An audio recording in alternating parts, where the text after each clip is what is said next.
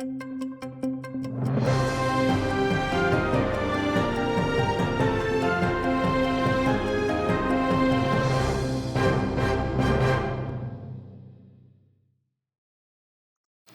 як за розкладом. Росіяни вже котру ніч завдають ракетно-дронових ударів по Києву. Цього разу одна людина загинула і 13 киян отримали поранення.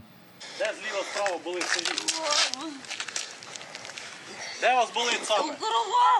29 дронів з 31 запущеного знищили сили ППО на підльоті до Києва та в небі столиці. Але й самі уламки наробили лиха. Серед ночі зайнявся приватний будинок у Дарницькому районі, а в Голосіївському постраждала багатоповерхівка. Найбільше – 2 найвищих поверхи. 12 квартир потрощені, але, на щастя, рятувальникам вдалося евакуювати 20 мешканців. Найбільше пощастило тим, хто вчасно прямував до укриття. Швидко спустилися після криту.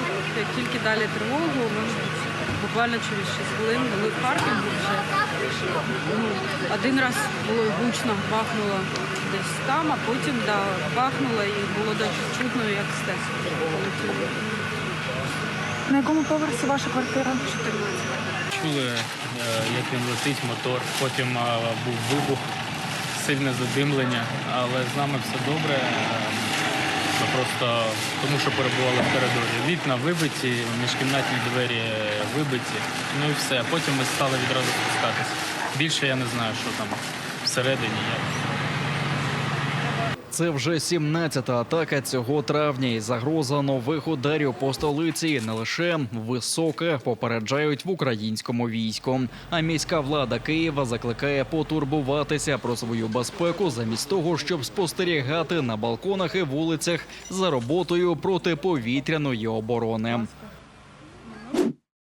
Доповідати про усіх, хто не бажає жити в окупації. Документи з таким закликом окупаційна влада Криму розсилає по батьківських чатах шкіл. Копіями з нами поділилися батьки керченських школярів. У такому собі запрошенні до стукацтва окупанти змалювали перелік рис українського диверсанта.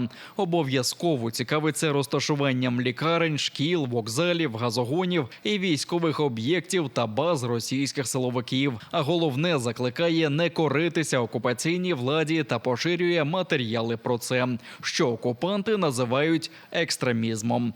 У власні страхи домішали не лише українські спецслужби, а й якісь міжнародні терористичні організації. Отриманий нами документ уклав Ігор Столяров, який є секретарем окупаційної антитерористичної комісії Керчі. Раніше він поширював методичку, як цивільні мають боротися з українськими безпілотниками.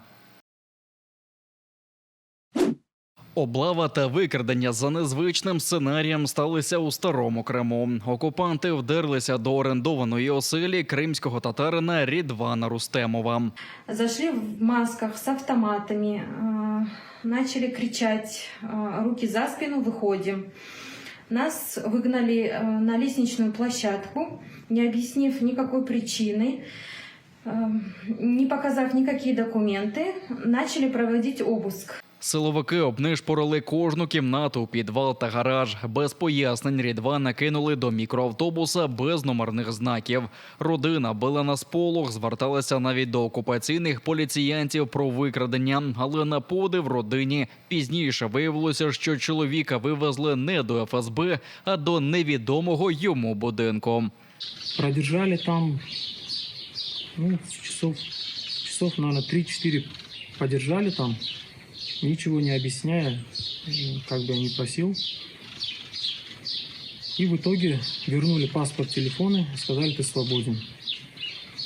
И все.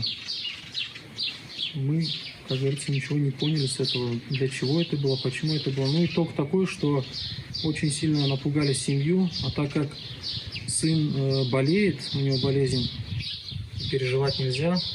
Що окупанти хотіли цим продемонструвати, невідомо. Жодних звинувачень кримцю не висували. Лише неабияк налякали родину Рідвана Рустемова, особливо хворого сина, якому протипоказано нервувати.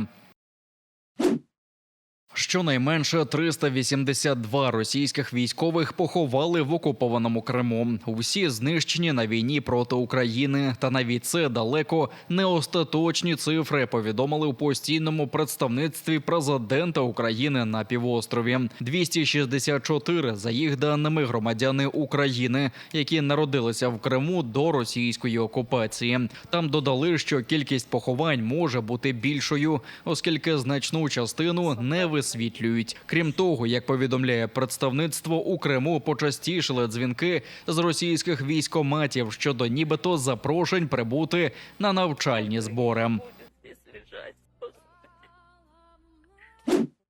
«Нафтогаз» знає, як стягуватиме 5 мільярдів доларів компенсації з Росії за майно у Криму. Голова правління «Нафтогазу» Олексій Чернишов в інтерв'ю НВ розповів, що юридичний радник компанії розробив стратегію, за якою Росії доведеться розрахуватися по боргах відповідно до квітневого рішення арбітражного трибуналу в Гаазі. Чернишов наголосив, що «Нафтогаз» застосує всі можливості, щоб виконати рішення суду, навіть якщо йдеться про арешт російського майна за кордоном. Гаазьке рішення очільник «Нафтогазу» вважає прецедентом для інших компаній, що постраждали через російську агресію. Воно, за його словами, доводить, що Росію можна перемагати і на полі бою, і в міжнародних судах.